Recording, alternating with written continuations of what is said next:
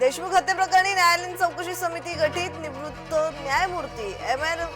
ताहिल यांच्या अध्यक्षतेखाली समिती।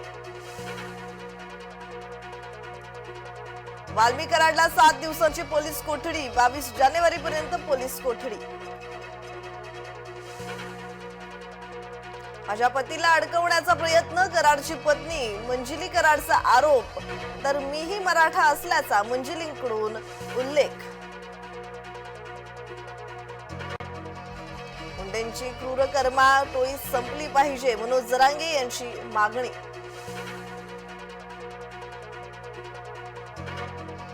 विरोधकांनाही आपलंसं करा, मोदी गुरुजींचा आमदारांना कानमंत्र।